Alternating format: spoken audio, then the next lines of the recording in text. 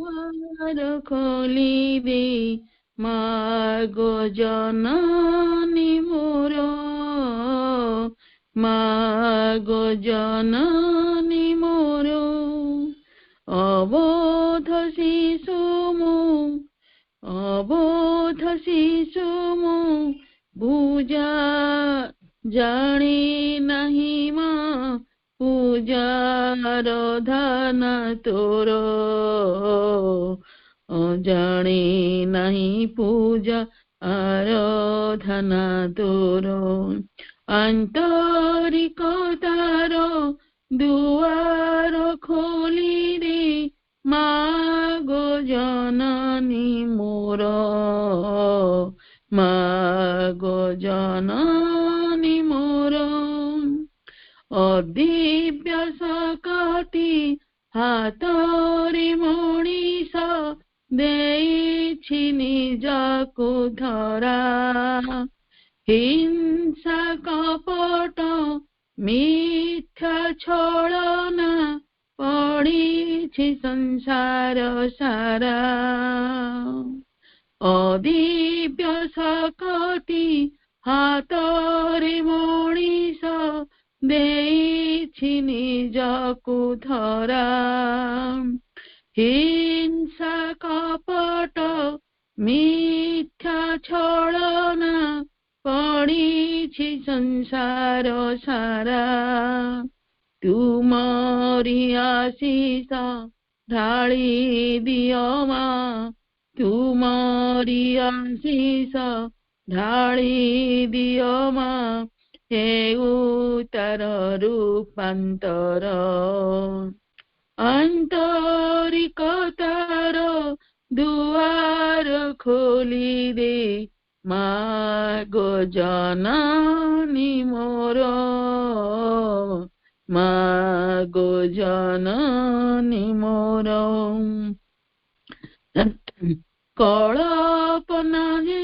कल्पना पक्षी उड़ी जाए जेबे कल्पना पक्षी उड़ी जाए जेबे अनंत सुनील नभे आशार सौध गढ़िबाकु जाई असरंती दुख लभे तोड़ी नियमा पणते तुमर तोड़ी नियमा पणते तुमर पोछि देई अश्रुधार आंतरिक तार दुआर खोली दे मागो जननी मोर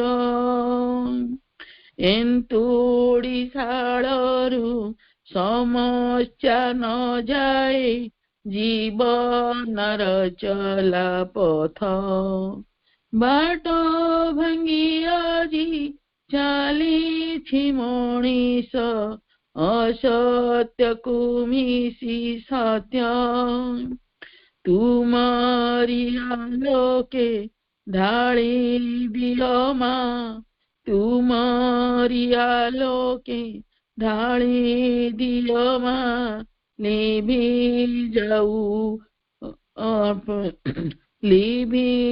जाऊ अंधकार आंतरिक तार दुआर खोली दे मागो जननी मोर मागो जननी मोर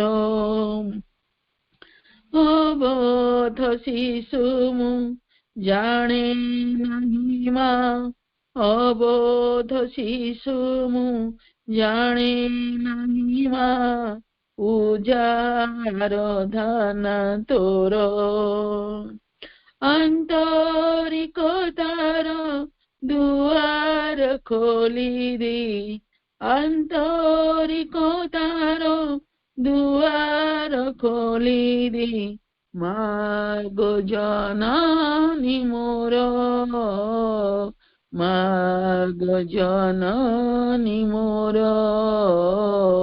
माग जननी मोर माँ वंदे मातरम।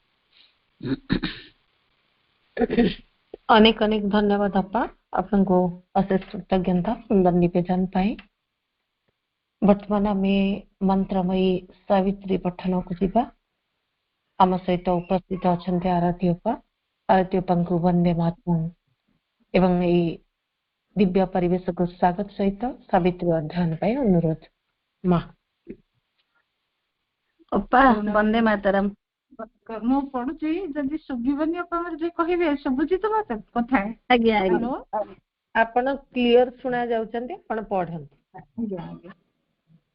କରୁଣାମୟୀ ମା ପରମ ପ୍ରଭୁ ଶ୍ରୀ ଅରବିନ୍ଦଙ୍କ ଚରଣ କମଳରେ ମୋର ଅନନ୍ତ କୋଟି ପ୍ରଣାମ ଜଣାଉଛି।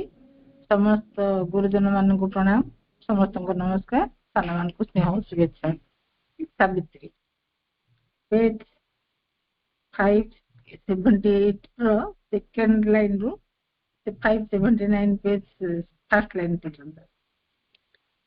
Book 9 the book of eternal night canto 1 towards the black void. Earth stood aloof, yet near round her it wove, its sweetness and its greatness and delight, its brilliance of well-loved vivid hues. Sunlight arriving to its golden noon, and the blue heavens and the caressing soil. The ancient mother offered to her child her simple world of kind familiar things. But now, as if the body's senses hold, curbing the godhead of her infinite work, had prayed those spirits to their grander road. Across some boundaries, intangible but the silent God grew mighty and remote in other spaces, and the soul she loved lost its consenting nearness to her life.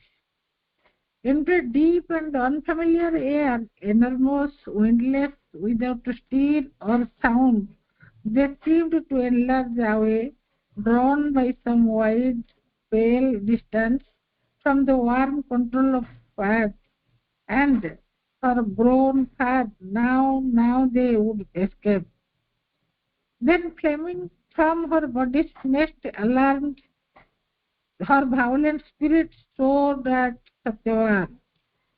Out mid the throng of heaven-surrounded rocks, so in a terror and a wrath divine, from her eyrie streams against the ascending death, indignant at its approaching point of steel, a fierce eagle threatened in her brood, borne on a ross of poisons and a cry, outwinging like a mass of golden fire. So, on a spirit's flaming outburst born, she crossed the borders of dividing sense, like pale discarded seeds dropped duly down. Her mortal members fell back from her soul. A moment of a secret body sleep, her trance knew not of sun or earth or world. Thought, time, and death were absent from her breast. She knew not self, forgotten was Savitri. She knew not self, forgotten was Savitri. Vande Mataram समस्तଙ୍କୁ ଅଶେଷ କୃତଜ୍ଞତା ମାଙ୍କ ପାଖରେ ପ୍ରଭୁଙ୍କ ପାଖରେ ଜଣାଇ ଦେବୁ। अशेष कृतज्ञता सुंदर अध्याय। वर्तमान आम श्रीमद भगवत गीतार पाठ को जीवा। पाठ करने आम सहित मोर गीता पात्र उपस्थित अच्छा वंदे मातरम प्रणाम सहित स्वागत पठन पाई। धन्यवाद अपा। वंदे मातरम। समस्त अपा भाई को वंदे मातरम प्रणाम। माँ श्रीमद् भगवत गीता नवम अध्याय 29 रु 34 श्लोक राज विद्या राजगुह्य योग।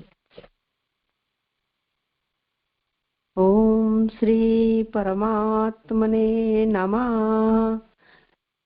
श्रीमद्भगवद्गीता अथ नवमोऽध्यायः। सामोऽहं सर्वभूतेषु न मे द्वेषोऽस्ति न प्रियः। ये भजन्ति तु मां भक्त्या मयि ते तेषु चाप्यहम्। मु सकल भूतଙ୍କ ठारे समभावरे व्यापक। मोर केही अप्रिय नुहंती कि केही प्रिय नुहंती, किंतु जो भक्त माने मते प्रेम रे भजन करंती सेमाने मो मध्यरे थांती और मु सेमानक मध्यरे प्रत्यक्ष प्रकट होइथाय। अपि चेत्सु दुराचारो भजते मामनन्यभाक् साधुरेव समन्तव्य सम्यक् व्यवस्थितो हि सः। जदि कौनसी अतिशय दुराचारी मध्य अनन्य भावरे मोर भक्त होई मते भजन करे तेबे से भी साधु बोली गणा जीव, कारण से यथार्थ निश्चय करिथाए जे परमेश्वरଙ୍କ भजन समान अन्य किछि नाही। क्षिप्रं भवति धर्मात्मा स्वच्छन्तिं निगच्छति कौन्तेय प्रतिजानीहि न मे भक्त प्रणश्यति। तेणु से शीघ्र ही धर्मात्मा हो जाए एवं चिरंतन शांति प्राप्त हो जाए। हे अर्जुन, तुम्हें यह निश्चित सत्य बोली जान जे मोर भक्तंकर विनाश हुए नहीं। मां हि पार्थ व्यपाश्रित्य ये पिश्चु पापयो नयः स्त्रियो वैश्यास्तथा शूद्रास्तेऽपि यान्ति परां गतिम्। कारण हे अर्जुन, स्त्री वैश्य शूद्र तथा नीच जातिर जे केही भी हुअंता ना कहीं सेमाने मध्य मोर शरणापन्न हुई परम गति ही प्राप्त हुंती। किं पुनर्ब्रह्माणः पुण्या भक्ता राजर्षयस्तथा अनित्यमसुखं लोकं मीमं प्राप्य भजस्व माम्। तेणु पुण्यशील ब्राह्मण तथा राजर्षि भक्त माने जे मोर शरणापन्न हेले परम गति प्राप्त हुअंती ताहा आउ कोन कहिबा। अतएव तुम्हें सुख रहित और क्षणभंगुर यही मनुष्य शरीर प्राप्त हुई निरंतर मोर ही भजन कर। मन्मना भवमद्भक्तो मद्याजी मां नमस्कुरु मामे वैश्यसि शक्तिव आत्मानं मत्परायणम्। मोठारे मन लगाओ, मोर भक्त हो, मोर पूजन करो, मते प्रणाम करो। एपरि भावरे आत्मा को मोठारे लगाई मोर परायण हेले तुम्हें मते निश्चय प्राप्त हेबो। ओम तत्सदिति श्रीमद्भगवद्गीतासु उपनिषत्सु ब्रह्म विद्यायां योगशास्त्रे श्रीकृष्णार्जुन संवादे राजविद्या राजगुह्य योगो नाम नवमोऽध्यायः। वंदे मातरम। अनेक अनेक धन्यवाद अप्पा, सुंदर आवृत्ति आपण को अशेष अशेष कृतज्ञता। वर्तमान आमे दिव्य पाठचक्र प्रथम पर्याय शेष होइछि। द्वितीय पर्याय आलोचना चक्र।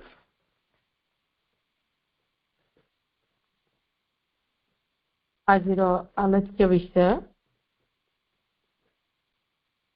मम। आज आलोच्य विषय श्री अरविंद और क्रम विवर्तन। आलोचक आमर सम्माननीय पूज्य प्रिय भाई श्रीयुक्त विश्वम्बर साहू भाई।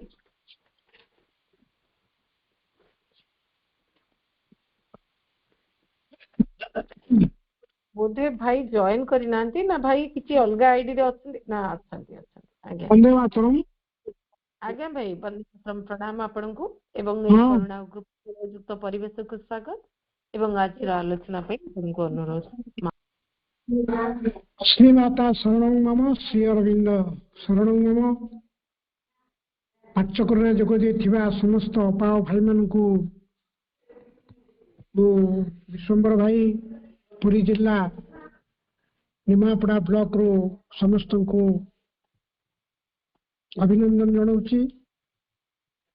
आमे भाई भूणी माने गोटे कथा सब बेले मन रखा यही वर्षटी 2026 मसीहा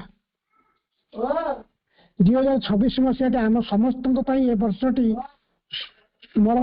स्मरणीय कहीं ना 1926 मसीह श्री अरविंद कौन करते सिद्धिलाभ करथिले सिद्धि दिवस 24 तारीख नवेम्बर 1926 होगला भाई भाई माने 2026 की 1926 होगला 100 वर्ष पूरीगला। 100 वर्ष भितर आम अनेक शक्ति माँ श्री अरविंद को निश्चित पाऊचु। 100 वर्ष कौन कम है तेणु आमको यही वर्षटी सब आम स्मरण आसू 100 वर्ष भितर आम बर्तमान पदार्पण करूँ। गोटे स्वतंत्र खाली सूचनाटे देती तेरे विषयटी हूँ श्री अरविंद और क्रम विवर्तन। जेहेतु श्री अरविंद नाटी ये अच्छी क्रम विवर्तन सह जोड़ी खाली विषय किसी कथा कहपर क्रम विवर्तन आड़े की जीवा। कथाटी हूँ श्री अरविंद जो जोग जीवन जदि आम आलोचना कले आम जापर जे नियमित भाव में पूर्व तो आम जाचु श्री अरविंद बंगलार जन्म ग्रहण करते पाठ पढ़िले पाठ पढ़िक गले ब्रिटिश की ब्रिटेन को गले सेठी पाठ पढ़िले पाठ पढ़ा पर प्रति विषय व्युत्पत्ति लाभ कले तापर से सीटू फेरिले भारत वर्ष को फेरिले भारत वर्ष को फेरिक पराधीन भारत संपर्क आंदोलन रे काम आरंभ कले किसी सहयोगी की नहीं काम आरंभ कले तापर गुजरात बड़ोदा किसी काल चाकरी करथिले तापर से सरकार विरोधी स्लोगान रे बा सरकार संदेह से ब्रिटिश समय नहीं जेल रखिले जेल से वासुदेव को दर्शन कले तापर किसी काल विद्रोह आंदोलन पर भितर प्रेरणा आसला तुम्हें चंदन नगर जाओ चंदन नगर प्रेरणा पाइले पंडिचेरी जाओ इत्यादि इत्यादि कथा आम समस्ते जाचे आम छाड़ी अधिक भाव में जाऊनी। तेज आम जे सी जोग चर्चा आरंभ करते 1904 मसीह से मसीह से अनेक किसी हेल्प पाई काठू विष्णु भास्कर लेले तेरे मराठा जोगी से जोग संपर्क किसी कथा जानी तो लेले जे कही जे जोग साधना करने मन को नीरव करने पड़ो मन को नीरव कले अंतरात्मा जी आम भितर अच्छा सी निर्देश देवे आमको सी निर्देश देले जाकि आम जोग जीवन में जहाँ जहाँ दरकार आम जापर यहाँ विष्णु भास्कर लेले परामर्श देते से बारंबार से बराबर से लेले निर्देश को सब पालन करते यही भाव में श्री अरविंद जो निर्देश लेले निर्देश जोग साधना आरंभ करते इस समय कौन हो वंदे मातरम जो कागज अधिक लेखा से सब बाहर कले जे से जो लेखा पाई विष्णु भास्कर लेले परामर्श अनुसार मन को नीरव से ऊर्ध राज्य किसी प्रेरणा पाखु आसला धीरे धीरे 1908 मसीह सी आलिपुर जेल रे भगवान को प्राप्त होते 10 मसीह ପଣ୍ଡିଚେରୀ ଆସିକରି ତାଙ୍କର ଗଭୀର ଯୋଗ ସାଧନାରେ ସେ ନିମଗ୍ନ ହେଲେ।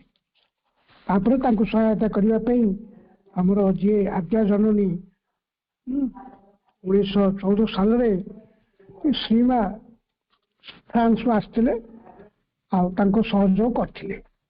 ପ୍ରଥମ ତାଙ୍କର ମା ଯୋଉ ସହଯୋଗ କଲେ, ତାଙ୍କ ସହଯୋଗରେ ଶ୍ରୀ ଅରବିନ୍ଦଙ୍କର ଜନ୍ମ ଦିବସରେ ଗୋଟେ ଆର୍ଯ୍ୟ ପତ୍ରିକା ପ୍ରକାଶ ପାଇଥିଲା। ଆଉ କିଛି ଦିନ ପରେ ଶ୍ରୀମା ଫ୍ରାନ୍ସକୁ ପ୍ରତ୍ୟାବର୍ତ୍ତନ କରିଥିଲେ ଆଉ ତାପରେ ସମସ୍ତ ଲେଖା ଚାଲିଥିଲା। ଶ୍ରୀ ଅରବିନ୍ଦଙ୍କର ଏଇ ପତ୍ରିକାରେ ତାଙ୍କର ଯୋଉ ଯୋଗ ସମ୍ପର୍କୀୟ ଗଭୀର ଦର୍ଶନ, ଯୋଗ, ସମାଜ ଆଉ ରାଷ୍ଟ୍ରନୀତି ବହୁତ କଥା ଗୋଟେ ସମାଲୋଚନା ମୂଳକ ପ୍ରବନ୍ଧ ସେ ସବୁ ଲେଖା ପାଇଥିଲା। ଆଉ ଯୋଉଟା କି ସେ ବହି ଫର୍ମରେ ଏଇ ଯୋଉ ଆର୍ଯ୍ୟ ପତ୍ରିକାରେ ବାହାରିଥିଲା, ପରବର୍ତ୍ତୀ ପର୍ଯ୍ୟାୟରେ ଏଇ ସବୁ ଲେଖା ଗୁଡାକ ନେଇକରି ଗୋଟେ ବହି ଆକାରରେ ପଣ୍ଡିଚେରୀରୁ ସେଟା ପ୍ରକାଶ ପାଇଥିଲା। ମୁଁ ଖାଲି ଶ୍ରୀ ଅରବିନ୍ଦ ପୂର୍ବର କିଛି ଝଲକ ଦେଇକି ଛାଡ଼ିକି ଯିବି। ତାପରେ ତାଙ୍କର ୟା ଭିତରେ କଣ ହେଇଛି ନା, ତାଙ୍କର ଯୋଉ ଲାଇଫ୍ ଡିଭାଇନ୍ ଦିବ୍ୟ ଜୀବନ ଗ୍ରନ୍ଥ, ଯୋଉଥିରେ ସେ ମଣିଷ ସମାଜରେ ଗୋଟେ ଭବିଷ୍ୟତ ରୂପରେଖ ଦେଇଛନ୍ତି। ଯୋଉମାନେ ଲାଇଫ୍ ଡିଭାଇନ୍ ନିୟମିତ ଭାବରେ ପଢୁଥିବେ, କଣ ସେଥିରେ ଲେଖା ହେଇଛି ଯେ ତା ଭିତରେ ଦେଖିଛନ୍ତି ମଣିଷ ଜୀବନର ଭବିଷ୍ୟତ କଣ। ତାପରେ ସାବିତ୍ରୀ ରାମ ଗୋଟେ ଅମୂଲ୍ୟ ମହାକାବ୍ୟ ଇଂରେଜୀରେ ଯୋଉ ରଚନା କରିଛନ୍ତି, ଆଉ ତାକୁ ସେ ତାପରେ ଏଇ ସମୟରେ ଶ୍ରୀ ଅରବିନ୍ଦ କୋଉଠି ପ୍ରାଚୀନ ଭାରତୀୟର ଯେତେ ବେଦ, ବେଦାନ୍ତ, ଉପନିଷଦ, ଗୀତା ସବୁ ଭାଷାର ସେ ଭାଷ୍ୟମାନ ଲେଖିକରି ଯାଇଛନ୍ତି ଯୁଗ ଯୁଗକୁ, ଯୋଉଟାକି ଅମୂଲ୍ୟ ଭାବରେ ସେ ମଣିଷ ପାଖରେ ପହଞ୍ଚିଛି। ଏହା ଦ୍ୱାରା କଣ ହେଇଛି ନା, ଦେଶର ଲୁପ୍ତ ରତ୍ନର ଉଦ୍ଧାର କରିଥିଲେ। ଯୋଉ ସେ ଯୋଉ ବେଦ ଉପନିଷଦ ଯୋଉ ରଚନା ହେଇଥିଲା, ସାଧାରଣ ଲୋକ ତାକୁ ବୁଝିପାରୁନଥିଲେ, ସିଏ ତାକୁ ବ୍ୟାଖ୍ୟା କରିକରି ସେ ସମସ୍ତଙ୍କ ପାଖରେ ଲୋକଙ୍କ ପାଖରେ ପହଞ୍ଚେଇ ଦେଇ ପାରିଥିଲେ। ତାପରେ ପୁଣି ଇଏ ଗଲା ଆମର 1914 ସାଲର କଥା। ତାପରେ ଆସିଲା 1926 ସାଲ 24 ତାରିଖ ନଭେମ୍ବରରେ ଶ୍ରୀ ଅରବିନ୍ଦ ଓ ଶ୍ରୀମା ଯୋଗ ସାଧନାରେ ସିଦ୍ଧି ଲାଭ କଲେ। ଏଇଠାରୁ ସେ ଏକାକି ଗୋଟିଏ କୋଠରୀରେ ରହି ତପସ୍ୟା କରିବାକୁ ଲାଗିଲେ। 1926 ସାଲରେ ସେ ଜାଣିଲେ ଯେ ଅତିମାନ ଶକ୍ତି ପୃଥିବୀ ଉପରେ ନିଶ୍ଚୟ ହିଁ ଅବତରଣ କରିବ। ଏଇ ଯୋଉ କ୍ରମ ବିବର୍ତ୍ତନର ଧାରା ଅନୁସାରେ ସେ ଜାଣିପାରିଲେ ଯେ ଯୋଉ ମଣିଷର ଯୋଉ ଭବିଷ୍ୟତ କଣ, ଏ ଭବିଷ୍ୟତ କଥାଟି ଅତିମାନ ଶକ୍ତି ପୃଥିବୀକୁ ଆସିଲେ ହିଁ ସେ କଥାଟି ଘଟିପାରିବ। ଆଉ ଏଇଟାକୁ ସେ ଜାଣିପାରିଲେ ଯେ ସେଇ 1926ରେ ଅତିମାନ ଶକ୍ତି ନିଶ୍ଚୟ ଅବତରଣ ଘଟିବ। ତାପରେ ସେ କଣ କଲେ ନା, ଏଇ ଶକ୍ତିକୁ ପୃଥିବୀରେ ଅବତରଣ କରିବା ସକାଶେ ତାଙ୍କର ସାଧନା ଆରମ୍ଭ ହେଇଗଲା। ଏମିତି କିଛି ଦିନ ଚାଲିଯିବା ପରେ 50 ସାଲରେ ସେ ସେଇ ମହାଶକ୍ତିକୁ କଣ କଲେ, ତାଙ୍କର ଆଣିକି ତାକୁ ଅବତରଣ କରେଇକି ତାଙ୍କ ଶରୀର ଅବପାତ ହେଲା। ସଙ୍ଗେ ସଙ୍ଗେ ତାଙ୍କର ତପସ୍ୟାର ଅଭିଳାଷିତ ବସ୍ତୁ ସେ ବିରାଟ ଆଧ୍ୟାତ୍ମିକ ଶକ୍ତି ଅତିମାନସ ଜ୍ୟୋତି ପୃଥିବୀ ପୃଷ୍ଠରେ ଅବତରଣ କଲା। ଏହି ଶକ୍ତି ବର୍ତ୍ତମାନ ଭାଇ ଭଉଣୀ ମାନେ ସମଗ୍ର ବିଶ୍ୱରେ ବର୍ତ୍ତମାନର ଅକାର୍ଯ୍ୟକାରୀ ହୋଇ ଚାଲିଛି। ଜ୍ଞାତ ସାରରେ ହଉ, ଅଜ୍ଞାତ ସାରରେ ହଉ, ଶ୍ରୀ ଅରବିନ୍ଦଙ୍କ ସାଧନା ପ୍ରଥମ ଲକ୍ଷ୍ୟ ଥିଲା କଣ ନା, ପୃଥିବୀ ପୃଷ୍ଠରେ ଏଇ ଅତିମାନ ଶକ୍ତି ଅବତରଣ କରି ଆଣିବା। ଆଉ ଦ୍ୱିତୀୟରେ କଣ ହେଲା ନା, ଏଇ ଶକ୍ତି ଦ୍ୱାରା ମାନବ ଜୀବନକୁ ରୂପାନ୍ତରିତ କରି ଦିବ୍ୟ ରୂପ ପ୍ରଦାନ କରିବା। ଲକ୍ଷ୍ୟ କଣ?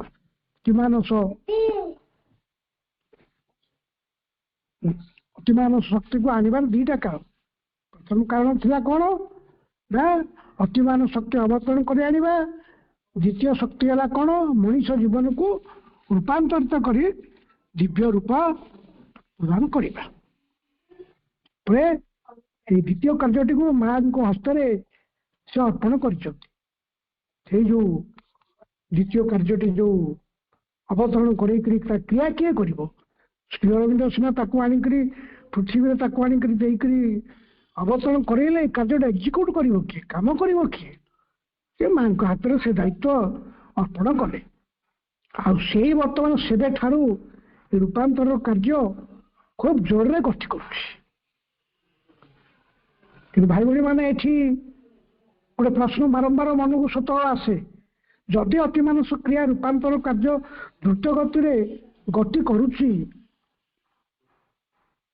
ତାହେଲେ କ'ଣ ଏ ସୃଷ୍ଟିର ଉଦ୍ଦେଶ୍ୟ କ'ଣ? ଆମେ ତ ଦେଖୁଛୁ ସବୁବେଳେ ଗଣ୍ଡଗୋଳ, ରାହାଜାନୀ, ବ୍ୟାଙ୍କ ଲୁଟ, ବଧୂ ନିର୍ଯାତନା, ରୋଡ ଆକ୍ସିଡେଣ୍ଟ, କ'ଣ ୟା ଦ୍ୱାରା ହବ କ'ଣ? ଏଟା ନର୍ମାଲି ବହୁତ ଲୋକଙ୍କ ମନରେ, ଯେଉଁମାନେ ମହାଶିବଙ୍କୁ ଜାଣିନାହାନ୍ତି ସେମାନଙ୍କ ମନରେ ପ୍ରଶ୍ନ ଉଠୁଛି, କ'ଣ ତମ ମହାଶିବ କ'ଣ କହୁଛ ତମେ? ଦିବ୍ୟ ଜୀବନ ଯାପନ ହବ, ପୃଥିବୀର ଦୁଃଖ ନିବାରଣ ହବ, କ'ଣ କହୁଛ କ'ଣ? ଏ ପ୍ରଶ୍ନ ତାଙ୍କ ମନ ଭିତରେ ଆସେ। ଯାହାର ପରିଣାମ ଶେଷ ପରିବାର ଲକ୍ଷ୍ୟ କ'ଣ? ଯଦି ଅତିମାନସ ଶ୍ରୀ ଅରବିନ୍ଦ ଆଣିକି ଏତେ ତପସ୍ୟା କରିକିରି ପୃଥିବୀବାସୀ ପାଇଁ ଦେଇଗଲେ, ତାହେଲେ କ'ଣ ହବ କ'ଣ? ଏ ଜଗତରେ କ'ଣ ସେମିତି କିଛି ବାସ୍ତବ ସତ୍ୟ ଅଛି କି ଯାହା ଆମେ ମାନେ ଉପଲବ୍ଧି କରିପାରିବା? ପ୍ରଶ୍ନ। ପୁଣି କ'ଣ? ପୁଣି ଜୀବନର ଚରମ ସାର୍ଥକତା କୋଉଠି? ଏ ବି ଗୋଟେ ପ୍ରଶ୍ନ। ସଂସାର ଓ କର୍ମର କିଛି ମୂଲ୍ୟ ଅଛି କି? ଏ ବି ଗୋଟେ ପ୍ରଶ୍ନ। ତାହେଲେ କ'ଣ ଆମେ ବହୁତ କାମ କରୁଛୁ, ଦାନ କରୁଛୁ, ଧର୍ମ କରୁଛୁ, ମନ୍ଦିର ତିଆରି କରୁଛୁ, କ'ଣ ତାହେଲେ ଏହାକୁ କିଛି ମୂଲ୍ୟ ଅଛି? ମନ୍ଦିରକୁ ଯାଉଛୁ, ତେବେ ବି ତ ମନ୍ଦିର ଭିତରେ ଚେନ୍ ଛିଡ଼େଇ ଦେଉଛି, ରାସ୍ତାରେ ମନ୍ଦିରରୁ ଦର୍ଶନ ସାରିକି ଫେରିବା ପରେ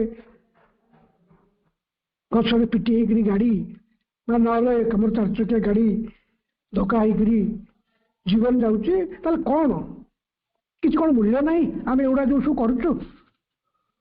ତେଣୁ ଆମମାନଙ୍କର ଜଗତ ଜୀବନ ଏପରି ଅସ୍ଥାୟୀ, କ୍ଷଣଭଙ୍ଗୁର। ଟଙ୍କା ଟଙ୍କା ଆଉ ପ୍ରପଞ୍ଚ ଯେ ତହିଁରେ ସତ୍ୟର ଉପଲବ୍ଧି କରିବା ତ ଦୂରର କଥା, ସେଥିରେ ସତ୍ୟର ଦର୍ଶନ ମଧ୍ୟ ମିଳେ ନାହିଁ। କ'ଣ ଲାଭ କରୁଛି?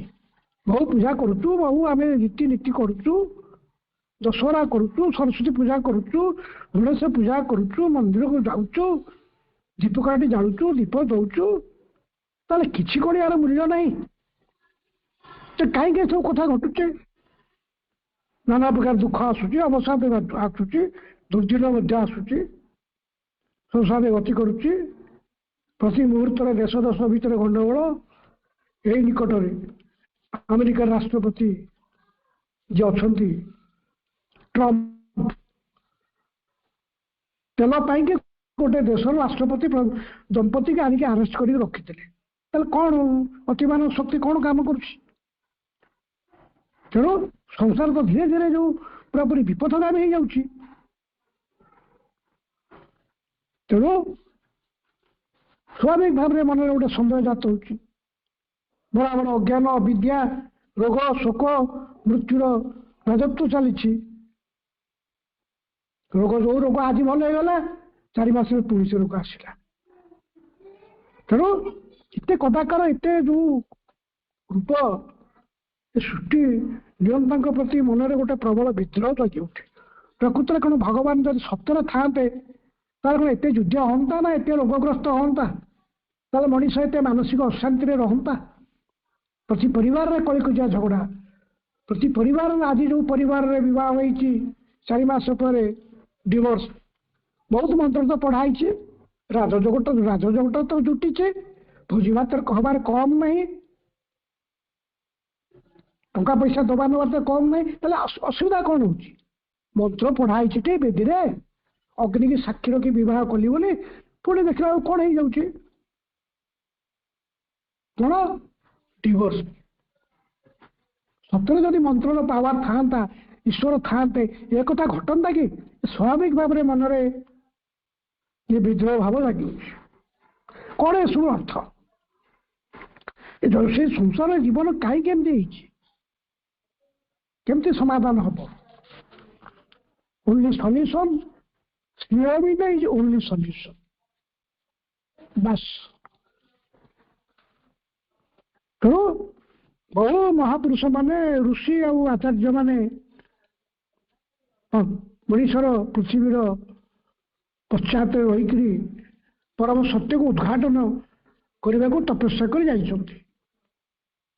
ଆଉ ସେମାନେ ଉପଲବ୍ଧି କରିଛନ୍ତି ମନୁଷ୍ୟ ସମାଜର କଲ୍ୟାଣ ଅଗ୍ରଗତି ଓ ଉନ୍ନତି ସକାଶେ ଲିପିବଦ୍ଧ କରି ଯାଇଛନ୍ତି। ଶାସ୍ତ୍ର ପୁରାଣ କମ୍ ଲେଖାର ଭାଇ ଭଉଣୀମାନଙ୍କର କମ୍ ଅଛି କି? ପୁରାଣ ଭର୍ତ୍ତି, ଶାସ୍ତ୍ର ଭର୍ତ୍ତି, ବେଦ ବେଦାନ୍ତ ଭର୍ତ୍ତି, ତା ଭିତରେ ସେମାନଙ୍କର ଉପଲବ୍ଧିର କଥା ସବୁ ଭର୍ତ୍ତି ହେଇଛି। ବେଦ ଉପନିଷଦରେ ଋଷିମାନେ ସେ ସତ୍ୟ ଉପଲବ୍ଧି କରିଥିଲେ। ତେଣୁ ଏତେ କଥା କରିବା ସତ୍ତ୍ୱେ ମଧ୍ୟ ଏପରି ମହାନ ସତ୍ୟ ହିଁ ଏ ସୃଷ୍ଟିର ଧାରକ ଓ କର୍ତ୍ତା। କିନ୍ତୁ ଏହି ପରିଦୃଶ୍ୟମାନ ଜଗତରୁ ଫେରିଯାଇ ସେହି ମହାନ ସତ୍ୟର ପ୍ରବେଶ ଲାଭ କଲେ ଜୀବନର ସମାଧାନ ହେବ ନାହିଁ। ଏଇଠି ସ୍ପଷ୍ଟ କଥାଟି କହିଲେ। ହଁ, ମୁନି ଋଷିମାନେ ତମେ ସବୁ ଲେଖିଛ, ଶାସ୍ତ୍ର ପୁରାଣ ଭାଗବତ ଗୀତା ବେଦ ବେଦାନ୍ତ, ତମେ ତ ନାହ, ତମେ ତ ଗଲ ଲେଖିଦେଇ ପଳେଇଲ। ସମସ୍ୟା ସମାଧାନ ହେଲାନି, ସେଠି ଏମିତି ରହିଗଲା। ଯୁଦ୍ଧ ହେଲା, ବିଭୀଷିକା ହେଲା, ରୋଗ ବାର୍ଦ୍ଧକ୍ୟ ଗ୍ୟାସିଲା, ବହିରେ ଲେଖା ହେଇଛି। କିଏ ମନା କରୁଛି? ବହିରେ ଲେଖା ହେଇଛି ମାଣବସା ଗୁରୁବାର, ମାର୍ଗଶିର ମାସରେ ଗୁରୁବାର ଲକ୍ଷ୍ମୀ ପୂଜା। ବହିରେ ଲେଖା ହେଇଛି କଣ? ଦୁର୍ଗା ପୂଜା କରିବା। ଦୁର୍ଗା ପୂଜା ପରେ ପୁଣି ଆମେ ତାକୁ ଭସେଇଥିଲୁ। ପୁଣି ଏମିତି ଚାଲିଥିବ ଯୁଗ ଯୁଗ ଧରିକିରି। କିଛି ତ ମଣିଷର ପ୍ରକୃତିରେ କିଛି ପରିବର୍ତ୍ତନ ହଉନି। ଅବଶ୍ୟ ଏ ସତ୍ୟ ଉଦ୍ଘାଟିତ ହେଇଛି। କଣ? ଏ ଜଗତ ହଉଛି ବ୍ରହ୍ମ, ସବୁକିଛି ବ୍ରହ୍ମମୟ, ସର୍ବ ଖଳୁଇଦଂ ବ୍ରହ୍ମ। ତମେ ସିନା ଅନୁଭବ କରିପାରୁନ, ବାଡ଼ିଆ ପିଟା କଳିକି ଯାଇକିରି ବହିର ଲେଖା ନୀତିବାକ୍ୟ ବା ସବୁ କଥାକୁ ସିନା ତମେ ଅମାନ୍ୟ କରୁଛ, ସେଟା କିଛି ମୂଲ୍ୟହୀନ ବୋଲି। କେବେ ବି ନୁହଁ। ସେ ଲେଖିଦେଇ ଯାଇଛନ୍ତି କାହା ପାଇଁ? ସମଗ୍ର ମାନବ ସମାଜ ପାଇଁ ଲେଖିଦେଇ ଯାଇଛନ୍ତି। ଏଇ ଯୋଉ ଆଚାର୍ଯ୍ୟମାନେ, ଋଷିମାନେ, ସବୁ ଜାଗାରେ ଭଗବାନ ଅଛନ୍ତି। ଏପରିକି ବ୍ୟକ୍ତିଗତ ଜୀବନର ଚରମ ସତ୍ୟ ଉପଲବ୍ଧି କରି ଋଷିମାନେ କହିଛନ୍ତି, ଅହଂ ବ୍ରହ୍ମାସ୍ମି, ମୁଁ ମଧ୍ୟ ବ୍ରହ୍ମ। ଏହି ସବୁ ଉପଲବ୍ଧି ଥିବା ସତ୍ତ୍ୱେ ଏ ପୃଥିବୀ ଅନ୍ତରାଳରେ ନିହିତ ଶାଶ୍ୱତ ସଦ୍ବସ୍ତୁର ଉପଲବ୍ଧ କରିବା ହିଁ ଶେଷ କଥା ଥିଲା। ମହାଜ୍ଞାନୀ ଅମିତାଭ ବୁଦ୍ଧ କୌଣସି ପ୍ରକାର ଦାର୍ଶନିକ ପ୍ରଶ୍ନର ସମାଧାନ ପ୍ରତି ବିଶେଷ ଦୃଷ୍ଟି ନ ଦେଇ ଏହି ଦୁଃଖ ଓ ଶୋକଗ୍ରସ୍ତ ସଂସାରରୁ କେମିତି ମୁକ୍ତ ମିଳିବ ତାହାର ପନ୍ଥା ନିର୍ଦ୍ଦେଶ କରିଥିଲେ। କିଏ? ବୁଦ୍ଧ। ଅନିନ୍ଦ୍ୟ ସୁନ୍ଦରୀ ପତ୍ନୀ, ପୁତ୍ର, ରାଜଉଆସ ଛାଡ଼ିକି ଚାଲିଗଲେ। ଯାଇକରି ଉଦ୍ୟାନରେ 3-4ଟା ଦୃଶ୍ୟ ଦେଖିଲେ। ଦେଖିକି ତାଙ୍କ ମନ ଖରାପ ହେଇଗଲା। ନା, ଏ ସଂସାରରେ ଏଗୁଡାକ ଅଛି? ଏଗୁଡା ଏ ସଂସାରରେ ରହି ଲାଭ ନାହିଁ। ଏଗୁଡା କଣ? ମାୟା, ମିଛ ମାୟା, ଦୁଃଖ, ଦୁର୍ଦ୍ଦଶା, ରୋଗ। ଭାଇ ଭଉଣୀ ମାନେ ଦେଖନ୍ତୁ, ବୁଦ୍ଧଦେବ ସିନା କହିକିରି ଏକଥା କଲେ, ବୁଦ୍ଧଦେବ ପରେ କଣ ସଂସାରରୁ ମୃତ୍ୟୁ ହଟିଗଲା ନା ରୋଗ ବାର୍ଦ୍ଧକ୍ୟ ଦୂର ହେଇଗଲା? ଯେମିତି ଥିଲା ସେମିତି। ତା ପାଇଁ ସ୍ୱତନ୍ତ୍ର ସ୍ଥାୟୀ ଭାବରେ କିଛି ବ୍ୟବସ୍ଥା ହେଇପାରିଲାନି। ତେଣୁ ଜନ୍ମ ମୃତ୍ୟୁ ଚକ୍ରକୁ ଉଦ୍ଧାର ପାଇବା ପାଇଁ ହେଲେ କଣ କରିବାକୁ ପଡିବ? ନିର୍ବାଣ ପଥ ଧରିବାକୁ ହବ ବୋଲି ସେ କଥା କହିଦେଇ ଗଲେ। ନିର୍ବାଣର କଥା କହିଦେଇ ଗଲେ। ତେଣୁ সকল ପ୍ରକାରର ତୃଷ୍ଣା ଓ କାମନା ବାସନାରୁ ମୁକ୍ତ, ସଂସାରର ବନ୍ଧନ ଓ ଜୀବନର ସହସ୍ର କର୍ତ୍ତବ୍ୟକୁ ଚିରଦିନ ପାଇଁ ମୁକ୍ତ। ୟା ଦ୍ୱାରା କଣ ହବ? ସମାଧାନ କଣ? ସମାଧାନ କଣ? ସେ ବ୍ୟକ୍ତିଗତ ଜୀବନରେ ତାର ଏଇବା ସମାଧାନ ସିନା ହେଇଗଲା, ସେ ସିନା ଘର ଦ୍ୱାର ଛାଡ଼ିକିରି ମୁକ୍ତି କୈବଲ୍ୟ ପାଇଗଲେ। ସମଗ୍ର ଜଗତରେ କଣ ହେଲା? ସମଗ୍ର ଜଗତର ଯୋଉ ଉଦ୍ଦେଶ୍ୟ, ଲକ୍ଷ୍ୟ, ସମଗ୍ର ଜଗତର ବିକାଶ ହେଇପାରିଲା? ସମଗ୍ର ଜଗତରେ କିଛି ସିଦ୍ଧି ହାସଲ ହେଇପାରିଲା? ନା, ଜଣେ ବ୍ୟକ୍ତିର ହେଇପାରିଲା।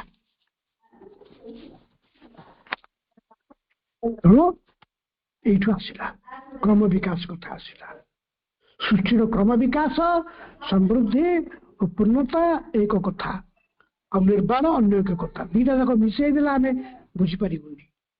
ଶଙ୍କର ଓ ଅନ୍ୟ ଆଚାର୍ଯ୍ୟଗଣ ମଧ୍ୟ ଏ ଜଗତକୁ ମିଥ୍ୟା ମାୟା ପରାଜକ ବୋଲି କହିକିରି ଛାଡ଼ିକି ଚାଲିଗଲେ। ମିଥ୍ୟା ଭିତରେ ସତ୍ୟକୁ ଉପଲବ୍ଧି କରି ହେଲାନି। ସମାଧାନ ତପସ୍ୟା ବଳରେ ଏ ଜଗତରୁ ଫେରି ଯାଇ ପରମ ବ୍ରହ୍ମରେ ମିଳିଯିବା ହିଁ ଶ୍ରେଷ୍ଠ ବିଷୟ ବୋଲି ପ୍ରତିପାଦିତ ସେମାନେ କହିଛନ୍ତି। ସମସ୍ୟା ଯାହା ଥିଲା ସେଇଆ, ବ୍ରହ୍ମ ସତ୍ୟ ଜଗତ ମିଥ୍ୟା, କଣ ହେଲା? କିନ୍ତୁ ଭାଇ ଭଉଣୀ, ଗୋଟେ କଥା ଆମେ ବୁଝିବା, ଯଦି ବ୍ରହ୍ମ ସତ୍ୟ, ବ୍ରହ୍ମଙ୍କର ସୃଷ୍ଟି ଜଗତ କେମିତି ମିଥ୍ୟା ହବ? ସେମାନେ କିନ୍ତୁ କହିଥିଲେ ବ୍ରହ୍ମ ସତ୍ୟ ଜଗତ ମିଥ୍ୟା। ନା, ଯେମିତି ଆମେ ଏତିକି ବୁଝିବା, ଯେମିତି ବ୍ରହ୍ମ ସତ୍ୟ ଜଗତ ମଧ୍ୟ ସେତିକି ସତ୍ୟ। ତେଣୁ ସେମାନେ ସଂସାର ପଶ୍ଚାତ ପଥରେ ଥିବା ସତ୍ୟକୁ, ବିବର୍ତ୍ତନଗତ ସତ୍ୟ ପ୍ରତି ସେମାନେ ଦୃଷ୍ଟି ଦେଇନଥିଲେ। ଏମିତି ବହୁ ଆଚାର୍ଯ୍ୟ ଆଉ ମହାତ୍ମାଗଣ ସଂସାରର ଏଗୁଣ ତତ୍ତ୍ୱକୁ ଆବିଷ୍କାର କରିବାକୁ ଯାଇ ବିଭିନ୍ନ ମତ ଉପସ୍ଥାପିତ କରିଛନ୍ତି ସତ, ମାତ୍ର କେହି ହେଲେ ଦୃଶ୍ୟମାନ ସୃଷ୍ଟି ରହସ୍ୟ ଉଦ୍ଘାଟନ କରିପାରିନଥିଲେ। ବହୁତ ବାଣୀ କହିଛନ୍ତି, ବହୁତ ବହି ଲେଖିଛନ୍ତି, ତତ୍ତ୍ୱ ଆବିଷ୍କାର କରିଛନ୍ତି, ସଂସାର ବନ୍ଧନରୁ କେମିତି, ତମେ ମାୟାରୁ କେମିତି ମୁକ୍ତି ପାଇବ। କିନ୍ତୁ এই ଦୃଶ୍ୟମାନ ସୃଷ୍ଟି ରହସ୍ୟ ସେମାନେ ଉଦ୍ଘାଟନ କରିପାରିନଥିଲେ। କାହିଁକି ରହସ୍ୟ ଘଟୁଛି ସଂସାରରେ? ଅନେକଙ୍କ ଦୃଷ୍ଟିରେ ଏକମାତ୍ର ଶ୍ରୀ ଅରବିନ୍ଦ ଏ ସୃଷ୍ଟିର ଉଦ୍ଦେଶ୍ୟ କଣ, ଏହି ଗୁରୁତର ପ୍ରଶ୍ନର ସମାଧାନ କରିଛନ୍ତି। ଶ୍ରୀ ଅରବିନ୍ଦ ଏ ସମସ୍ୟାର ସମାଧାନ କରିଛନ୍ତି। କେବଳ ଯେ ଭଗବାନ ଏ ସୃଷ୍ଟିର ପଶ୍ଚାତରେ ଖାଲି ଅଛନ୍ତି ତାହା ନୁହନ୍ତି, ବରଂ ସେ ସଚ୍ଚିଦାନନ୍ଦ ହିଁ ଧୀରେ ଧୀରେ କ୍ରମ ବିବର୍ତ୍ତନ ପଥରେ ନିଜକୁ ମୁକ୍ତ କରି ଚାଲୁଛନ୍ତି। ଶ୍ରୀ ଅରବିନ୍ଦ କଣ କହୁଛନ୍ତି? ଜଗତ ପରିଶେଷରେ ଭଗବାନଙ୍କର ଏକ ଲୀଳାଭୂମିରେ ପରିଣତ ହେବ। ଆମେ ଭାଇ ଭଉଣୀ ମାନେ ଯୋଉ ଜଗତରେ ଅଛୁ, କଣ ଅଛୁ? ଆମେ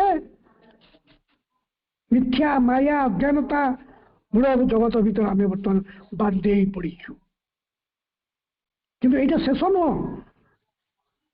ଏହାର ପରିଶେଷରେ ଲୀଳାଭୂମିରେ ଏଇଠି ଜଗତ ପରିଣତ ହବ।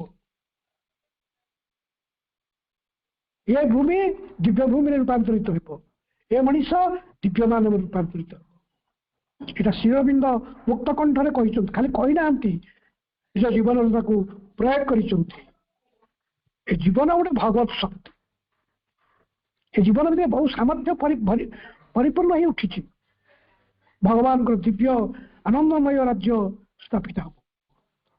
କୋଉଠି ସ୍ଥାପିତ ହବ? ଏହି ପୃଥିବୀରେ। ତେଣୁ ଶ୍ରୀ ଅରବିନ୍ଦଙ୍କର ଯୋଉ ଦର୍ଶନ, ଯୋଉ ଗୁଣ ତତ୍ତ୍ୱ ଉପଲବ୍ଧି କରିବାକୁ ହେଲେ ଆମକୁ କଣ କରିବାକୁ ପଡିବ? ସେ ଗଭୀରରେ ପ୍ରବେଶ କରିବାକୁ ପଡିବ। ଶ୍ରୀ ଅରବିନ୍ଦ କହୁଛନ୍ତି ଏ ସୃଷ୍ଟି ସଚ୍ଚିଦାନନ୍ଦଙ୍କ ଲୀଳାଭୂମି। ଏ ସୃଷ୍ଟି ପଶ୍ଚାତରେ ଯେପରି ସେ ରହିଛନ୍ତି, ସେହିପରି ଦୃଶ୍ୟମାନ ଜଗତ ମଧ୍ୟରେ ବି ନିଜକୁ ସେ ବ୍ୟକ୍ତ ସସୀମ ବସ୍ତୁ ସତ୍ତା ରୂପେ ପ୍ରକାଶ କରିଛନ୍ତି। ସୃଷ୍ଟିର ପଶ୍ଚାତରେ ସେ ରହିଛନ୍ତି, ଲୀଳା କରୁଛନ୍ତି, ତାଙ୍କ କାମ କରୁଛନ୍ତି। କିନ୍ତୁ ତା ସମ୍ମୁଖ ଭାଗକୁ ମଧ୍ୟ ଭଗବାନ ନିଜେ ଆସିଛନ୍ତି। ମା ବହିରେ ଶ୍ରୀ ଅରବିନ୍ଦ ସେ କଥା ଲେଖିଲେ କି ନାହିଁ, ଭଗବାନ ହିଁ ସାଧକ, ଭଗବାନ ହିଁ ସାଧନା। ଆଜି ପର୍ଯ୍ୟନ୍ତ ଏକଥା କେହି କହିନଥିଲେ। କାହିଁକି ସେ କଥା କହିଲେ? ନା, ମଣିଷ ପାରିଲାନି। ଶାସ୍ତ୍ର ପୁରାଣ ବହୁତ ପଢିଲା, ବହୁତ ଓଷା ପୁଣ୍ୟ ପର୍ବ ସବୁ କଲା, କିନ୍ତୁ ଜୀବନ ଦିବ୍ୟ ହେଇପାରିଲାନି। ସେଥିପାଇଁ ସେ କହିଲେ ଦୃଶ୍ୟମାନ ଜଗତ ମଧ୍ୟରେ ତାଙ୍କୁ କଣ କରିବାକୁ ପଡିବ? ଅଭିବ୍ୟକ୍ତି କରିବାକୁ ପଡିବ। ତାଙ୍କୁ ବ୍ୟକ୍ତି ସତ୍ତା ରୂପେ ତାଙ୍କୁ ପ୍ରକାଶିତ କରିବାକୁ ପଡିବ। ତେଣୁ ଏ ଯେ ଆମେ ଏଇ କଥାକୁ ବୁଝିବା, ଏ ଯୋଉ ଲୀଳା କଥା କୁହାହଉଛି, ଏଇଟା ଗୋଟେ ମିଥ୍ୟା ମାୟା କଳ୍ପନା, ଅର୍ଥହୀନ ଲକ୍ଷ୍ୟହୀନ ନୁହଁ। ଲୀଳା କହିଲେ କଣ? ତାଙ୍କର କ୍ରିୟା କେମିତି ହଉଛି।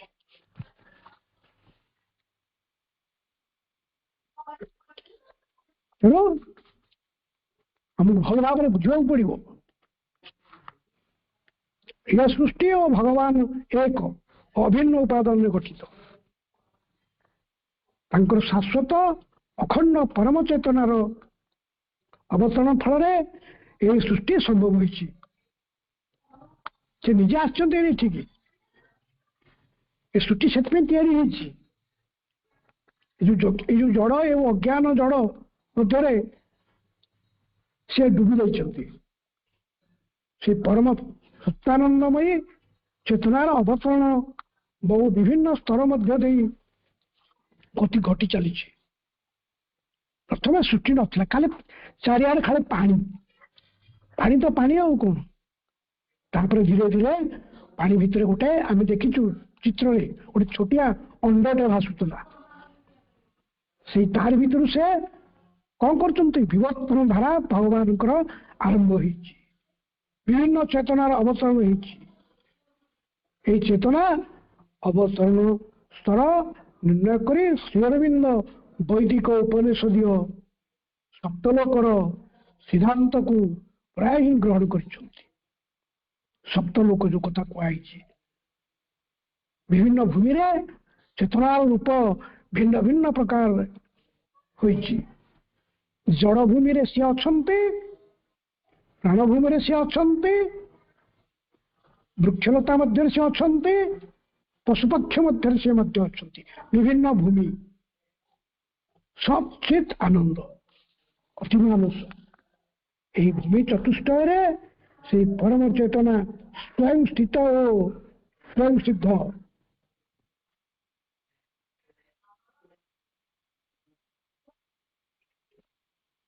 ତାହାକୁ ଭାଇ ଭଉଣୀ ମାନେ ଆମେ ଅଣଦେଖା କରିପାରିବେନି। ମା ବାରମ୍ବାର ସେଥିପାଇଁ କହୁଛନ୍ତି, ଜଡ଼ ବସ୍ତୁ ମଧ୍ୟରେ ମଧ୍ୟ ସଚ୍ଚିଦାନନ୍ଦଙ୍କର ଉପସ୍ଥିତି ଅଛି। ତାହା ପ୍ରତି ମଧ୍ୟ ଆମର ସମ୍ମାନ ରହିବା ଉଚିତ। ଝାଡୁଟିଏ ଆମେ ଘରେ ଝାଡୁ କରୁଛୁ, ତାକୁ ଧୁମକିନି ନେଇକରି କଚାଡ଼ିକି ଗୋଟେ କୋଣରେ ପକେଇ ଦଉଛୁ, ଜମାରେ ନୁହଁ। ତା ଭିତରେ ମଧ୍ୟ ସେ ଅପ୍ରକାଶ୍ୟ ଭାବରେ ଅଛନ୍ତି। ନା, ଝାଡୁ କରିସାରିଲେ ଝାଡୁକୁ ସମ୍ମାନ ଦେବାର ଅଛି, ତାକୁ ନେଇ ତା ଠିକଣା ଜାଗାରେ ରଖିବାର ଅଛି। ଆମେ ଜୋତା ବ୍ୟବହାର କରୁଛୁ, ଜୋତା ଆସିକି ଘରେ କୁଆଡେ ପକେଇ ଦଉଛୁ, ଗୋଟେ ଜୋତା ଏପଟେ ଗୋଟେ ଜୋତା ସେପଟେ। ନାହିଁ, କେତେ ସମୟ ହେଇକରି ସେ ଜୋତାଟି ଭଗବାନଙ୍କର ଶକ୍ତି ତା ଭିତରେ ଅଛି, ସେଟାକୁ ଅନୁଭବ ନ କଲେ ହବନି। ଶାମୁକାଟିଏ ତିଆରି କରିବା ପାଇଁ ଭଗବାନ ଯେତିକି ଶକ୍ତି ଦେଇଛନ୍ତି, ଆଲୋକ ବାୟୁ ଅଗ୍ନି ତ୍ରିତାଳ ପ୍ରସାଦଟିଏ ତିଆରି କରିବା ପାଇଁ ମଧ୍ୟ ସେଇଭଳି ଭାବରେ ଆଲୋକ ବାୟୁ ମାଟି ବାଲି ଦେଇଛନ୍ତି। ବାଲି ଗୋଡ଼ଟା କରିବା ପାଇଁ ଯେତିକି ଶକ୍ତି ଦେଇଛନ୍ତି, ସପ୍ତତାଳ ପ୍ରସାଦ ତିଆରି କରିବା ପାଇଁ ସେଇ ଶକ୍ତି ଦେଇଛନ୍ତି। ତେଣୁ ସେ ସେଇଥିପାଇଁ କହୁଛନ୍ତି ଆମକୁ ଭିନ୍ନ ଭିନ୍ନ ପ୍ରକାରରେ ସେ ହୋଇଛନ୍ତି। ସେ କିଏ? ସେଇ ସଚ୍ଚିଦାନନ୍ଦ। ଏହା ହିଁ ସୃଷ୍ଟିର ପରାର୍ଥ ଭୂମି। ଆମେ ପରାର୍ଥ ଭୂମି ହଉଛି ଏଇଠି। କୋଉଠି? ସଚ୍ଚିତ୍ ଆନନ୍ଦ। ମନ ପ୍ରାଣ ଦେହ ଏହି ଭୂମି ତ୍ରୟରେ ସତ୍ୟର ବିକୃତି ଓ ଚେତନାର କ୍ରମଶଃ ହ୍ରାସ ପରେ ବିଲୋପ ଘଟିଛି। ମନ ପ୍ରାଣ ଶରୀରରେ ଏହି ଭୂମିରେ ସତ୍ୟର ପ୍ରକୃତରେ ଯେଉଁ ଉଦ୍ଦେଶ୍ୟରେ ମନ ପ୍ରାଣ ଶରୀର ତିଆରି ହେଇଥିଲା, ବିକୃତି ହେଇଯାଇଛି। ସେମାନେ ନିଜ ନିଜ କାମକୁ ନିଜ ନିଜ ଡ୍ୟୁଟିକି ଠିକଣା ଭାବରେ ପ୍ରକାଶ କଲେ ନାହିଁ। ଧୀରେ ଧୀରେ କଣ ହେଲା ନା, କ୍ଷୟ ହେଇଗଲା, କ୍ରମଶଃ ହ୍ରାସ ହେଇଗଲା, ପରେ ବିଲୋପ ଘଟିଛି। କାହିଁକି ବିଲୋପ ଘଟିଲା? ଅପରାର୍ଥ ଭୂମି। ଦିଟା ଭୂମି କଥା କୁହାଯାଇଛି, ଆମେ ଜାଣିଛୁ, ପରାର୍ଥ ଭୂମି, ଅପରାର୍ଥ ଭୂମି। ପରାର୍ଥ ଭୂମି ହେଉଛନ୍ତି ସଚ୍ଚିଦାନନ୍ଦଙ୍କର ଭୂମି, ଅପରାର୍ଥ ଭୂମି ହେଉଛନ୍ତି ଆମେ ଯୋଉ ଜଗତରେ ଅଛୁ। ଅଶୁଦ୍ଧ ମନ ପ୍ରାଣ ଶରୀରରେ ଆମେ ଏ ଜଗତରେ ଅଛୁ। ତେଣୁ ଏଇଟା ହଉଛି ସୃଷ୍ଟିର ଅପରାର୍ଥ ଭୂମି। ଯେତେବେଳେ ସେଇ ପରମ ଶାଶ୍ୱତ ଚେତନା ଜଳଭୂମିର ଅବତରଣ କରିଅଛି, ସେତେବେଳେ ତାହା ଅଜ୍ଞାନ ଅବିଦ୍ୟା ଓ ନିଶ୍ଚେତନାର ଗଭୀରତମ ଅନ୍ଧକାରରେ ବୁଡି ଯାଇଛନ୍ତି। ଦେଖନ୍ତୁ ଭାଇ ଭଉଣୀ ମାନେ, ଭଗବାନ ଆସିଲେ ଏ ସୃଷ୍ଟିକୁ ଗୋଟେ ନୂଆ ରୂପ ଦେବା ପାଇଁ। କିନ୍ତୁ ଆମେ ପଢିଛୁ ଆଗରୁ ଯୋଉ 4ଟି ସତ୍ତାକୁ ସେମାନେ ସୃଷ୍ଟି କରିବା ପାଇଁ ପଠେଇଲେ, ଆଲୋକ, ଜୀବନ, ସତ୍ୟ, ଏ ତିନୋଟି, ଆଉ ଗୋଟେ କଣ ଅଛି ମୋର ଭୁଲି ଯାଇଛି, ଏହାକୁ ପ୍ରତିଷ୍ଠା କରିବା ପାଇଁ କି ସେମାନଙ୍କୁ ପଠେଇଲେ। କିନ୍ତୁ ସେମାନେ ପରବର୍ତ୍ତୀ ପର୍ଯ୍ୟାୟରେ କଣ ହେଲା, ତାଙ୍କୁ ଯିଏ ପଠେଇଲେ ସେଇ ସୃଷ୍ଟିକର୍ତ୍ତାଙ୍କ ସହିତ ତାଙ୍କ ସମ୍ବନ୍ଧ କାଟିଦେଲେ। ଫଳରେ ପରିଣତିରେ କଣ ହେଲା, ଆଲୋକ ଅନ୍ଧକାରରେ ପରିଣତ ହେଇଗଲା। ଆଉ କିଏ କଣ ହେଲା ନା ସତ୍ୟ ମିଥ୍ୟାରେ ରୂପାନ୍ତର ହେଇଗଲା। ଜୀବନ ମୃତ୍ୟୁରେ ପରିବର୍ତ୍ତନ ହେଇଗଲା। ଆଉ ଗୋଟେ ଛାଡି ଦେଇଥିଲି, ପ୍ରେମ, ଲଭଟା କଣ ହେଲା, ହାଟ୍ରେଡ୍, ଘୃଣାରେ ପରିଣତ ହେଲା। ସେମାନେ ଏହାକୁ ତିଆରି କଲେ, ଭଗବାନଙ୍କ ଉଦ୍ଦେଶ୍ୟ ସେୟା ନଥିଲା, ସେମାନେ ଏହାକୁ ତିଆରି କଲେ। ସେଇଟାକୁ ଗଭୀରରେ ଯାଇ ସେମାନେ ବୁଡିଗଲେ। ସୃଷ୍ଟିକର୍ତ୍ତା କଲେ ଗଲେ କୁଆଡେ, ଗଲେ କଣ, ସେ ତ ସୃଷ୍ଟିକର୍ତ୍ତାଙ୍କ ସମ୍ପର୍କ କାଟି ଦେଇଛନ୍ତି। ସ୍ୱାଧୀନ ଭାବରେ ସେ ନିଜ ନିଜ ଜାଗାରେ ବୁଲୁଛନ୍ତି। ତାପରେ ସେ ପୁଣି କଣ ହେଲା, କ୍ରମ ବିବର୍ତ୍ତନ ଧାରାରେ ପୁଣି ସେଇ ଶାଶ୍ୱତ ଅଖଣ୍ଡ ଚେତନା ନିଜକୁ ମୁକ୍ତ କଲେ। ବିବର୍ତ୍ତନ ଧାରାକୁ ପୁଣି ପ୍ରକୃତି ଆଜ୍ଞା ଗୋଟେ ଜାଗାରେ ଅଟକି ଯିବନି। ଯେ ଅନ୍ଧକାରରେ ବୁଡିଗଲା, ଯେ ମିଥ୍ୟାରେ ବୁଡିଗଲା, ଯେ ମୃତ୍ୟୁରେ ପରିଣତ ହେଇଗଲା, ପ୍ରକୃତି କହିବ ନାଇଁ ନାଇଁ ଏଗୁଡାକ ଥାଆନ୍ତୁ, ମୁଁ ଆଗକୁ ପାରିବିନି, ମୁଁ ଯାଉଛି। ଜମାର ସେ କଥା ନୁହଁ। ପ୍ରକୃତି କ୍ରିୟାଶୀଳ ଶକ୍ତି ନେଇକରି ତମକୁ ମୁଁ ଉଠେଇବି, ତମେ ଏଇଠି ବୁଡି ଯାଉଛ କଣ। ତେଣୁ କ୍ରମ ବିବର୍ତ୍ତନ ଧାରାରେ ପୁଣି ପ୍ରକୃତି କଣ କରୁଛନ୍ତି ନା ତାଙ୍କର ଅଖଣ୍ଡ ଚେତନା ବଳରେ ନିଜକୁ ସେଇ ଯୋଉ ଚାରି ଶକ୍ତିଙ୍କ ଅନ୍ଧକାର କବଳରୁ ସେ ନିଜକୁ ମୁକ୍ତି କରୁଛନ୍ତି। ଭଗବାନ ପଚାରିଲେ କଣ କରାଯାଇପାରିବ ସୃଷ୍ଟିକି, ଏ ସୃଷ୍ଟି ଅନ୍ଧକାର ଭିତରେ ବୁଡି ରହିଗଲା। ଅଦିତି ନିଜେ ବାହାରିଲେ।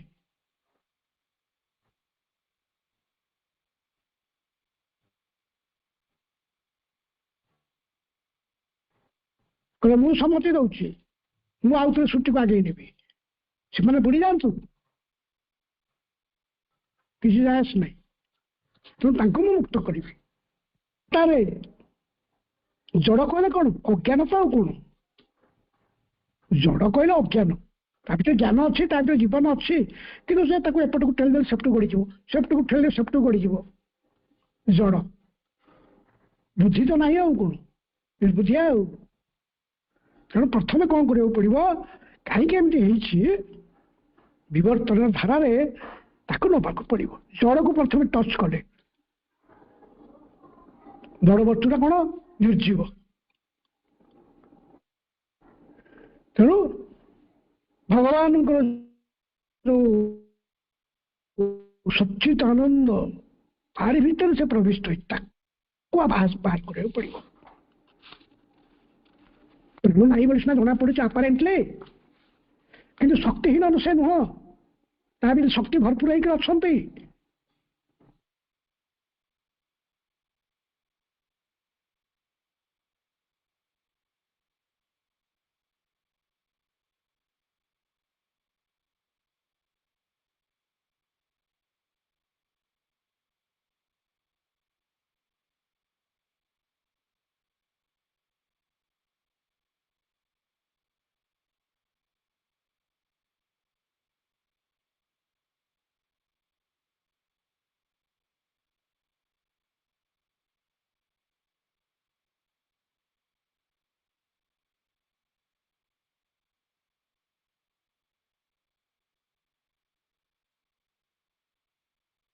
କୋଉ ବାଟରେ ସେ ଶକ୍ତିଟା ଆସିବ, ଆଉ ସେ ଯେ ଶକ୍ତିହୀନ ତା ନୁହେଁ। ଭଗବାନ ଶ୍ରୀରାମଙ୍କ ପାଦର ସ୍ପର୍ଶରେ କଣ ହେଲା, ଅନିନ୍ଦ ସୁନ୍ଦରୀ ନାରୀର ରୂପ ପାଇଗଲା। ତାହେଲେ ଭାବରେ କରିବାକୁ ପଡିବ, ରାତାରାତି ହବନି। ବିବର୍ତ୍ତନ ଧାରା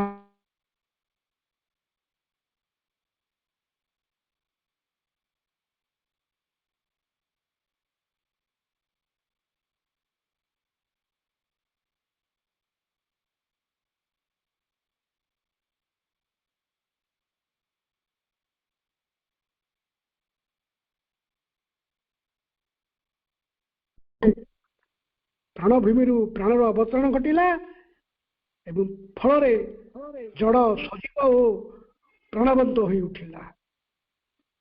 ଫଳରେ ଆମେ ଜାଣିଛୁ ବିବର୍ତ୍ତନ ଧାରା କେମିତି ବୃକ୍ଷ ହେଲା, ତାପରେ ଲତା ପୁଷ୍ପ ଇତ୍ୟାଦି ଇତ୍ୟାଦି ହେଲା, ତାପରେ ଉଦ୍ଭିଦ ଜଗତର ପ୍ରସାର ଘଟିଲା। ତେଣୁ ପୁନଶ୍ଚ କାଳର ଗତିରେ ଏହି ପ୍ରାଣମୟ ଉଦ୍ଭିଦ ଜଗତରୁ କୀଟ ପତଙ୍ଗ ନାନା ପ୍ରକାର କ୍ଷୁଦ୍ର କ୍ଷୁଦ୍ର ଜୀବଜନ୍ତୁ ଏବଂ ପରିଶେଷରେ ବିରାଟ ପ୍ରାଣୀ ଜଗତର ଉଦ୍ଭଟ ହେଲା। କେମିତି ଧୀରେ ଧୀରେ କେମିତି ପ୍ରଥମେ ଜଗତରୁ ଛୋଟିଆ ଛୋଟିଆ କୀଟ ପତଙ୍ଗ ବୃକ୍ଷଲତା କେମିତି ବିବର୍ତ୍ତନ ଧାରାରେ କେମିତି ସୃଷ୍ଟି ଆଗେଇ ଯାଉଛି।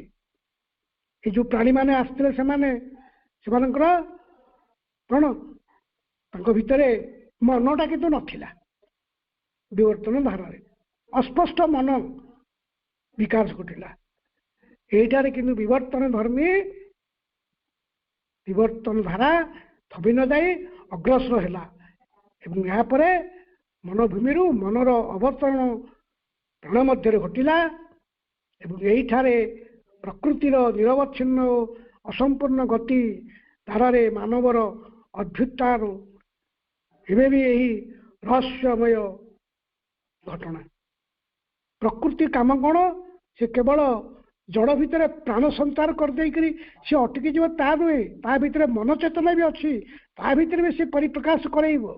ପ୍ରକୃତି ନିରବଚ୍ଛିନ୍ନ ହେବାର ତାର ସଂଘର୍ଷ ଲାଗିଲା। ଏ ଅସମ୍ପୂର୍ଣ୍ଣ ଗତିଧାରା ସମ୍ପୂର୍ଣ୍ଣ ହେଇନି।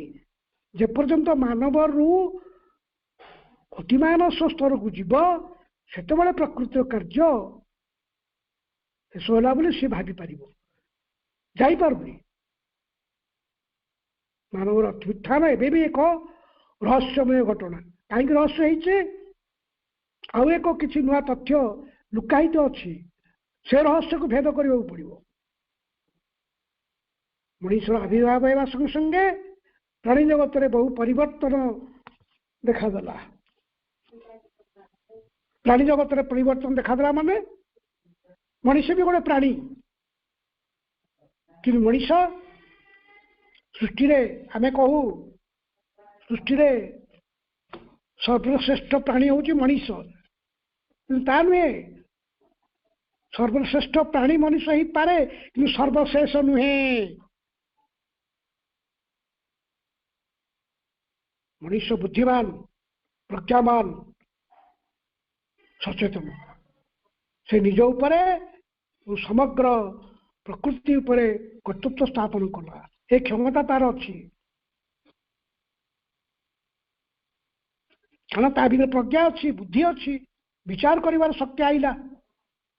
ତାର ସର୍ବଶ୍ରେଷ୍ଠ ବସ୍ତୁ ଏଇଠି କହୁଛି ମଣିଷ ଭିତରେ ଡିଫରେନ୍ସ। ପ୍ରାଣୀ ଆଉ ମନୁଷ୍ୟ ଭିତରେ ଡିଫରେନ୍ସ ଏତିକି। ମଣିଷର ବିଚାର କରିବାର ଶକ୍ତି ଅଛି, ଚିନ୍ତା କରିବାର ଶକ୍ତି ଅଛି, କଥା କହିବାର ଶକ୍ତି ଅଛି, ତା ଭିତରେ ପ୍ରଜ୍ଞା ଅଛି। ସେଥିପାଇଁ କି ମଣିଷ ଗୋଟେ ଅନନ୍ୟ ମନୁଷ୍ୟ। ତଥାପି ମଣିଷ ଗୋଟେ କ'ଣ ଅର୍ଦ୍ଧପଶୁ। କାହିଁକି ଅର୍ଦ୍ଧପଶୁ ବୋଲି କୁହାଗଲା?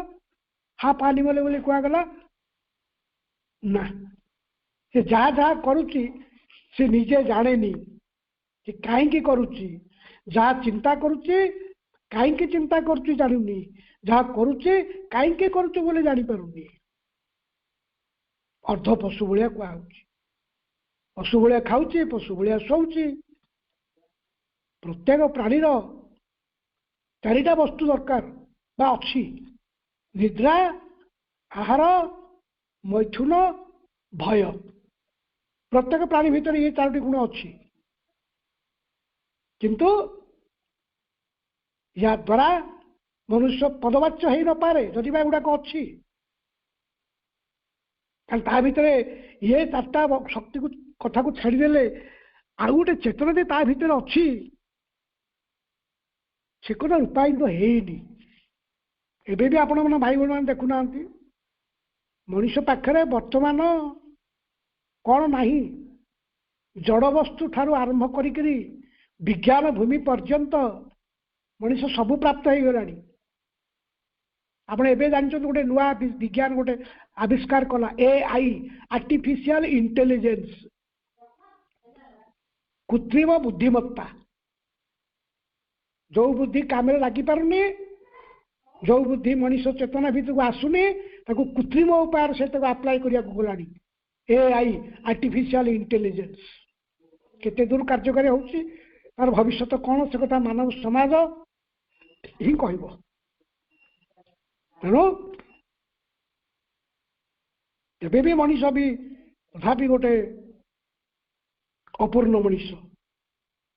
एथि श्री अरविंद कहते वर्तमान मनुष्य गोटे मध्यवर्ती कालीन जीव, विवर्तन धारार चरम वस्तु नुहे चरम परिणाम नुहे। जो विवर्तन धारा उठी उठी आसिक से शेष नुह, एक अर्ध ज्ञान पशु मानव सृष्टि करी प्रकृतिर विवर्तन धारा थमिजीव नहीं। भाई भणी माने प्रकृति एतिक अटके जीवनी, बहुत बाट आगे गलानी। महाकाश जान को पठेलानी, जान पठेलानी, मनीष को कृत्रिम उपाय किसी काल बंचई दे होउची, किंतु एटा शेष नुहरे बापा। मनीष गोटे वार्धक्यहीन, मनीष गोटे रोग विहीन शरीर तार दरकार। यहीटा प्रकृति चाहूँगी। बाबाजी बाहर जो कहते मन प्राण शरीर भगवत प्राप्ति, मन प्राण शरीर जोटा प्राप्ति होता जड़र विकास होती मन बुद्धि द्वारा, निहाती आमको अस्वीकार करें। जड़र विकास होती, उड़ाजाहाज चलाऊँगी, ट्रेन चलाऊँगी, नुआ नुआ तथ्य आविष्कार करुच्ची, किंतु विफल होउची। सेगुड़ा कहीं विफल होउची, कहीं गाड़ी एक्सीडेंट होउची। अर्थ डिवाइन को लेकर से आगू को जाऊनी, निज अहंकार को लेकिन आगू को जाऊँगी बोले से विफल होउची। सफलता निश्चय मानव जाति की विज्ञान देइछि, किंतु विज्ञान आज असहाय। एत उद्भावन कला पर भी आज मनीष जीवन संकटपूर्ण। संकटर समाधान है ओनली श्री अरविंद। तेणु यही धारा वर्तमान मनुष्य गोटाए मध्यवर्तीकालीन जीव। यही अर्थ ज्ञान पशु मानव सृष्टि करे प्रकृतिर विवर्तन धारा थमिजीव नहीं। जो विषयटा अच्छी विवर्तन, कारण यह द्वारा प्रकृति तार चरम लक्ष्य हासिल कर न पारे। प्रकृतिर लक्ष्य हासिल शेष लक्ष्य नुह तार। किसी साधु, किसी पंडित, किसी मठ, किसी बाबाजी तैयारी कर देकरी प्रवचन देदेवा घंटा घंटा, यहाँ तार लक्ष्य नुहे। हाँ यहाँ आसीपे, आवश्यकता थी पारे, कि ये से अटकबनी चालू। प्रकृति निहित पूर्ण ज्ञान, पूर्ण शक्ति, पूर्ण ज्योति और पूर्ण प्रकार प्रेमर विकास अवश्यंभावी। जी यथेष्ट नुह। बाबा श्री अरविंद परा कहले मु लक्ष लक्ष शिष्य चाहे नहीं, फ्यू किसी लोक मुझे चाहूँगी से मैंने जदि खांटी सुनार परिणत हो चिरंतन लिखाई ताले विश्व प्रकृति बा तार गतिधारा को बदल दे पारे, खांटी सुनार परिणत हो पारे। सुतरां प्रकृतिर परवर्ती बाबच्छरे जो सत्य उद्घाटित होटा हूँ कौन अतिमानस सत्य, सुप्रामेंटल ट्रुथ। यही सत्य चेतना को धारण करिथिबा व्यक्ति हेब अतिमानव बा दिव्य मानव। अतिमानव जे गोटे नुआ मनीष आसवे ता नुहे, यही माने हेबे, किंतु तांकर चालीचरण तांकर व्यवहार किसी परिवर्तन देखा। से कहते कौ मैंने करेंगे जो मैंने यही सत्य चेतना को विश्वास करती जे भले श्री अरविंद आम मान को कही आम मैंने दिने दिव्य मानव रूपांतरित हो पारू। जो मैंने आपको धारण करेंगे से मैंने अति मानव दिव्य मानव। महापुस्तक श्री अरविंद स्पष्ट भाव से कथा लिखिदे केवल जो मैंने ये सत्य को जीवन में प्रयोग करने चाहते से मैंने सर्वदा अग्नि परीक्षा बाधा विपत्ति मध्य सर्वदा सुरक्षित रुहंती समझ नुह आम कह आज्ञा अतिमानस आईला पृथ्वी सारा व्याप्ति होगा शक्ति क्रिया करुच्चे से समझ से टाणी उठाई नबनी कि जमार नुह केवल महाबही लिखिले केवल जो मान को ग्रहण कर केवल जो माने पृथ्वी पर स्थान पाई चाह तुम्हें वास्तव सिद्धि और साधना से चाह से चाहिए स्पर्श अन्य माने उद्बुद्ध हे आम कहे ना सब जाक लोक आसी जातु रूपांतरित होइजिबे से कथा जमा नु तेणु आ 5 मिनिट अच्छी सार दूची यही सत्य चेतना को धारण करिथिबा व्यक्ति ही हेब अतिमानव बा दिव्य मानव भाई भणी माने किछि झालक आम भितर बाजिची नहले आम जे ऑनलाइन रे केमती जोड़ी होउचु केमती ऑफलाइन को जोड़ी होउचु अतिमानस चेतनार गोटे खूब क्षुद्र अंशर आम भितर इंजेक्शन भली भरी दिखाई आम आगुरी जानी पार नथुलु विपद आपद कांदुलु आमर दोष अन्य पर दोष लदी दउथुलु एबे किंतु जानी पारलु नाही डिफेक्ट प्रकृत में मो भितर अच्छी ए जानी पारलु आगुरी जानी पार नथुलु डिफरेंस ता एतिकी आउरी केते कथा जानियो केते केते कथा जानियो जदी संपूर्ण भाव रे आमे मास को ग्रहण करिवु ए दिव्य पुरुषों मध्य सकल भगवत विभूति शक्ति सुषमा ज्योतिर विकास निश्चय ही घटव देखु केड़े दृढ़ निश्चयता निश्चित परिवर्तन हम कि प्रश्न उठे केमती हम वर्तमान मनुष्य किपरि भाव परिचालित हेले यही स्तर में पहुंची पार क्वेश्चन श्री अरविंद आम पाई मुझे सब लिखिले मुझे सब कहले हम केमिति चॉइस इज योर्स तमें बाछि नब तमें थोड़ी बाछि नबार स्वीकृति दब संकल्प कर दिव्य जननी माँ सी तुम हाथ धरी तुमको तुम्हें कौ जाए चलीज तमें चिंता करने दरकार नहीं तुम्हें पाखे कौन अकुंठ समर्पण ऐकांतिक समर्पण कले ये रास्तार तुम्हें सहजरे जापर किंतु अतिमानस रूपांतर नियति निर्दिष्ट थरे श्री अरविंद कहते माने परिवर्तन हम पृथ्वी पॉजिटिवली अतिमानस रूपांतर नियति निर्दिष्ट आमर काम है ये क्वेश्चन आम आज ये शेष करवा से क्वेश्चन से आमको कहते कौन कहते यह किपरि हेब वर्तमान मनुष्य किपरि भावे परिवर्तित हेले यही स्तर में पहुंची पार कौ स्तर में दिव्यमान स्तर में पहुंची पार कौन कौन करने को पड़ो वंदे मातरम।